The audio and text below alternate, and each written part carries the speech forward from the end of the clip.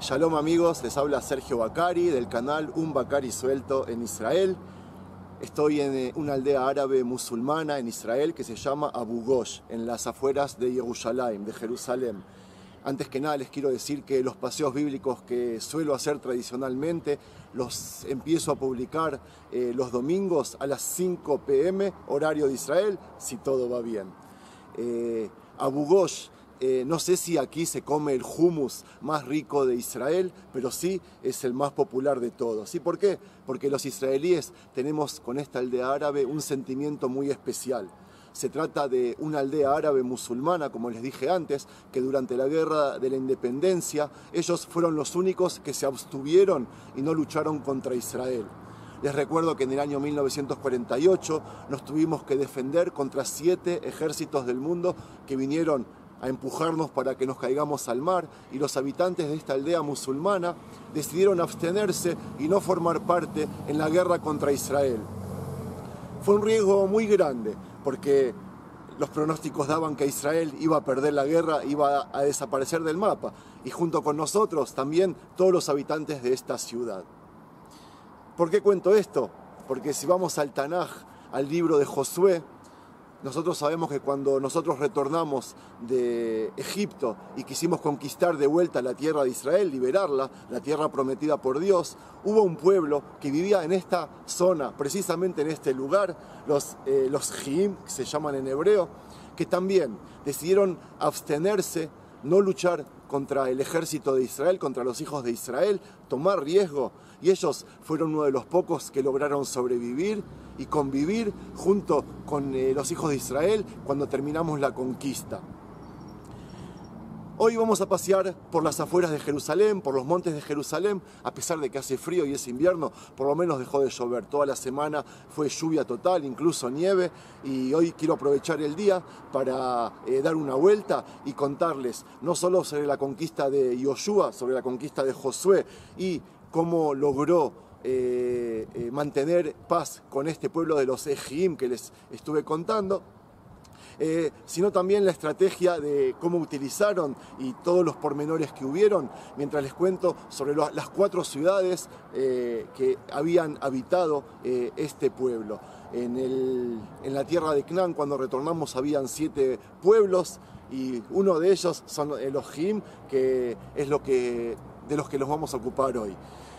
Quiero aprovechar la oportunidad para recordarle a aquellos que aún no lo hicieron, suscribirse al canal, pedir notificaciones, así pueden ver el material y informarse cuando llegan no solo los videos de los paseos bíblicos, sino del resto. Los invito a difundir el material, a compartirlo con sus amigos y a participar de los comentarios si es que les gusta o no les gusta, y a darme, por supuesto, críticas productivas. Les recuerdo que el Tanaj, no solo para mí, sino para muchos de ustedes, amantes de la tierra de Israel, es un manual de instrucciones de vida que es importante difundirlo en el mundo para que la gente lo conozca y podamos vivir en un mundo mejor. Empecemos el paseo. Bueno, el paseo lo comencé en Abu Ghosh con la mezquita cirquisiana de 4 minaretes. Luego caminé hacia la iglesia de Nuestra Señora del Arca de la Alianza, que está pegada a un barrio llamado Kiryat Yearim, y el nombre hace memoria al lugar donde descansó el Arca de la Alianza hasta que el rey David lo llevó a Jerusalén. Aquel recorrido lo relaté ya en un video. Bueno, ahora llegué hasta Nataf, que es un asentamiento judío, y me metí en el sendero que me dirige al Valle Kfira. Voy a abrir el libro Yehoshua 9 y comenzaré el relato. Vamos, síganme. La entrada de los hijos de Israel a la tierra de Canaán no levantó sospechas en los 7 pueblos que habitaban la zona. Los reyes que lideraban esos pueblos los consideraron un grupito de nómades que no les molestaría o no les cambiaría su rutina diaria. Todo esto hasta que Yehoshua reunió a los hijos de Israel debajo de los montes de la bendición y la maldición, y cuando ellos le contestaban al líder ¡Amén!, con toda euforia, esos gritos hicieron eco en toda la zona. El grito amén los comprometía a los preceptos de Dios, de su Dios, el único Dios según ellos. A partir de ese momento las cosas cambiaron y los reyes los pasaron a considerar una amenaza.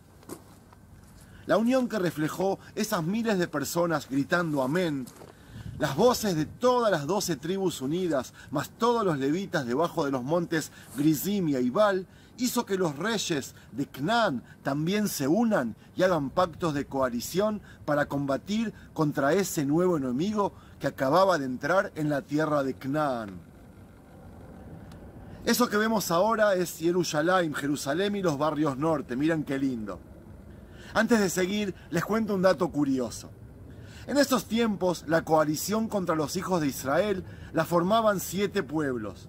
La coalición que se hizo miles de años después para combatir contra el nuevo Estado de Israel en el año 1948, la conformaban 7 países. El Líbano, Siria, Jordania, Egipto, Irak, Arabia Saudita y el Ejército Santo conformado por los árabes locales. Como dije al principio cuando estaba en Abu Ghosh, a todos esos ejércitos no se unió la aldea musulmana Abu Ghosh. Y como dije al principio, hubo un pueblo de Canaán que tampoco se unió a aquellos reyes. Ellos son los Hivim. Debajo nuestro, el río seco Kfira, y frente nuestro vemos la colina Gavón. Allí habitaban los Hivim, quienes cierto día enviaron una delegación a Gilgal. En Gilgal estaba el pueblo de Israel preparando la conquista de la tierra de Canaán.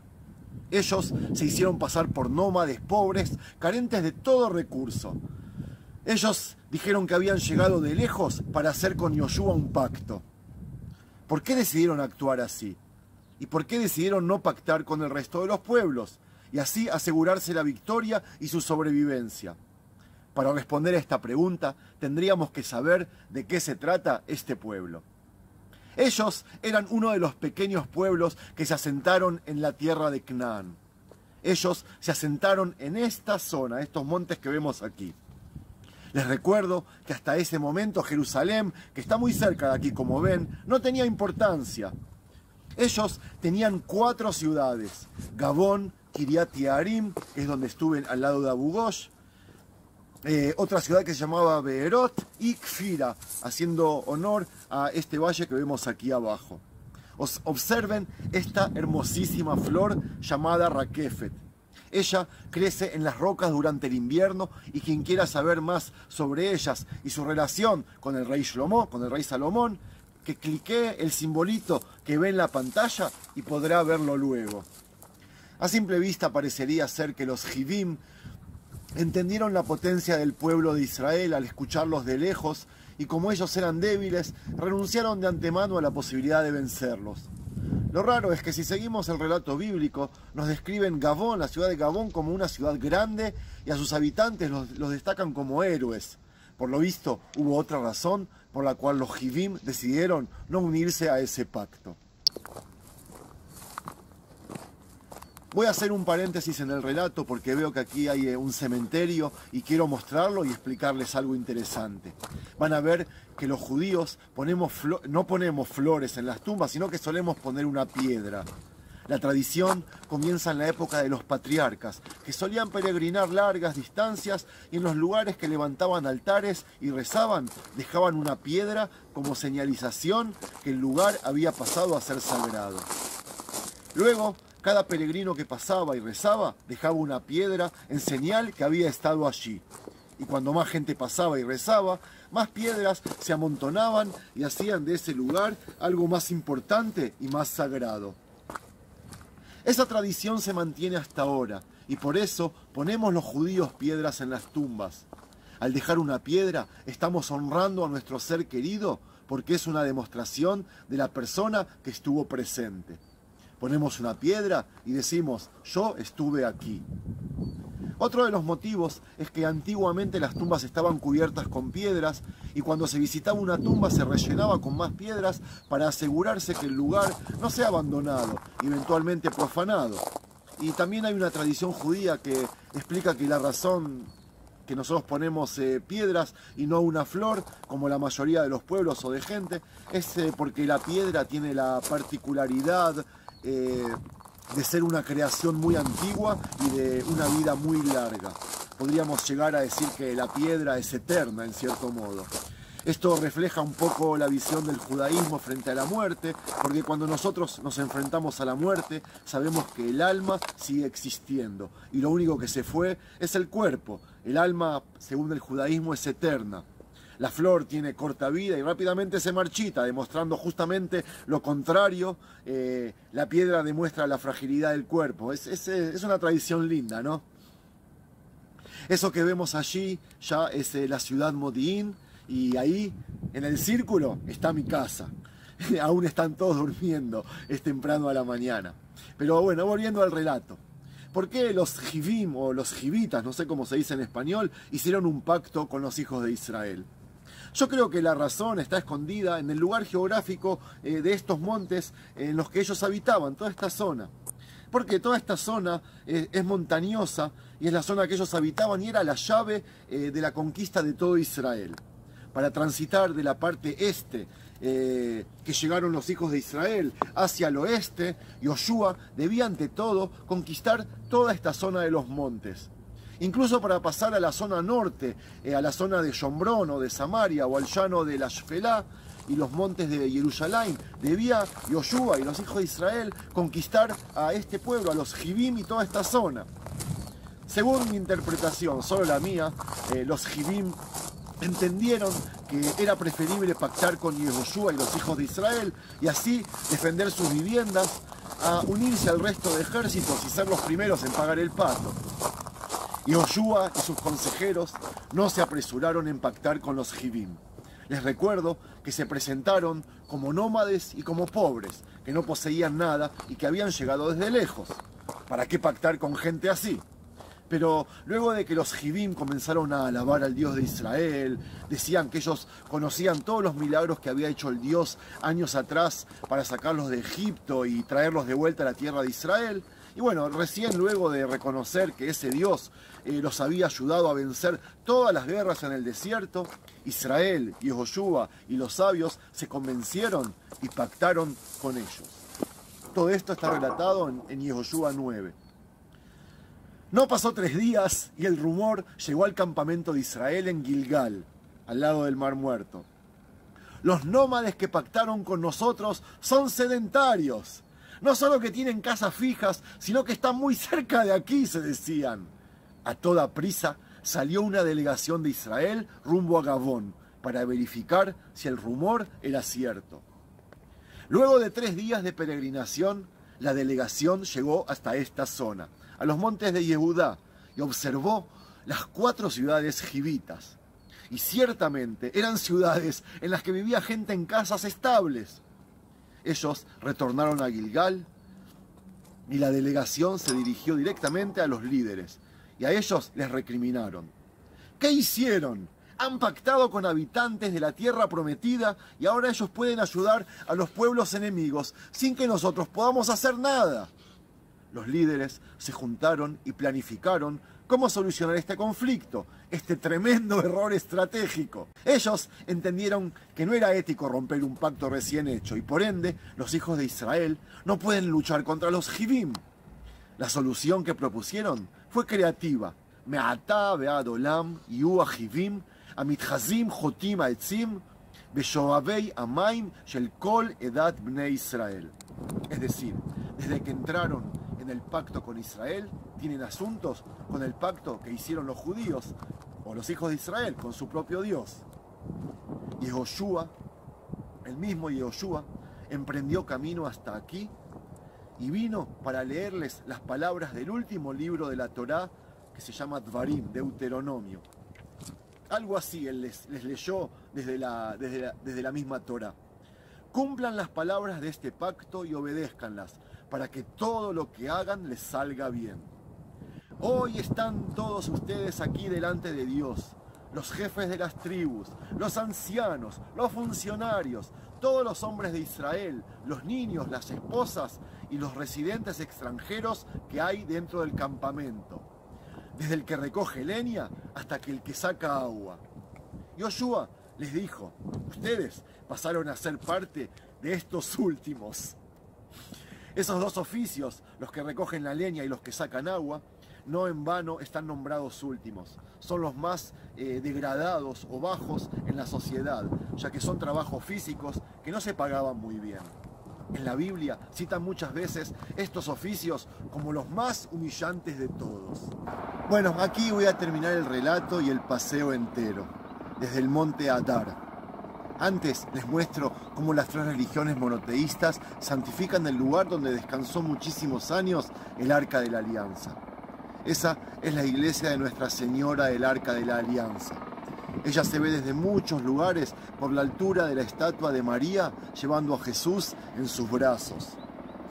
Luego vemos uno de los centros de estudios religiosos más grandes judíos de Israel, llamado Tel Stone o Kiryat Yearim. Si sigo hacia el este, vemos la aldea árabe de Abu Ghosh con todo su esplendor. Toda esa edificación es árabe musulmana sunita, pero desde hace 5 años también los cherkesim o cirquisianos dijeron presente y construyeron la segunda mezquita más grande de Israel, aquella donde comencé el relato esta mañana. Lo que viene a continuación son los montes de Yerushalayim, la subida a la capital, una vista por la entrada oeste y algunos edificios altos que están en la entrada. El relato lo termino contándoles que los habitantes de Kfira, Beerot, Givón y Kiryat Yearim, es decir, todo el pueblo jivita, pasó a ser los obreros del campamento de Israel. Para Yehoshua y los hijos de Israel fue una doble victoria. Primero, porque se les sumó al pueblo una mano de obra trabajadora que pasaría a hacer ellos pasarían a hacer los trabajos difíciles y así los soldados podrían descansar o salir a la lucha sin gastar energías en trabajos negros. Además, Israel no debía esforzarse para conquistar toda esta zona montañosa, estratégicamente importante y decisiva para el futuro plan de la conquista de toda la tierra de Canaán. Ahora podrán pasar por aquí sin que nadie los moleste y conquistar el resto de terrenos para asentarse y desarrollar una vida. Más tarde, la Biblia nos va a nombrar a Kfira como un asentamiento de la tribu de Benjamín, de Binyamin, lo que nos enseña que este pueblo se asimiló o convivió en armonía durante siglos. Al final fueron tragados por la tribu de Binyamin, quienes fueron tragados por la tribu de Yehudá, que sobrevivió muchos siglos hasta fundar en el año 1948 este estado judío al que llamaron Israel. ¿Quién forma parte de ese estado? Así es, son los que conté al principio del paseo, los habitantes musulmanes de Abu Ghosh que hablan en hebreo, van al ejército y de a poquito se están asimilando a nuestra cultura, así como los jivitas se asimilaron a los de Binyamin.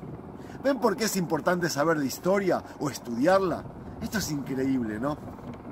Bueno amigos, les anticipo que la semana que viene estaré en vivo desde el Muro de los Lamentos. Durante la semana les daré más detalles, pero estén atentos, será la primera transmisión en vivo y por eso les pido que preparen sus peticiones, plegarias o deseos. Les aseguro que el próximo sábado será una experiencia única. Shalom.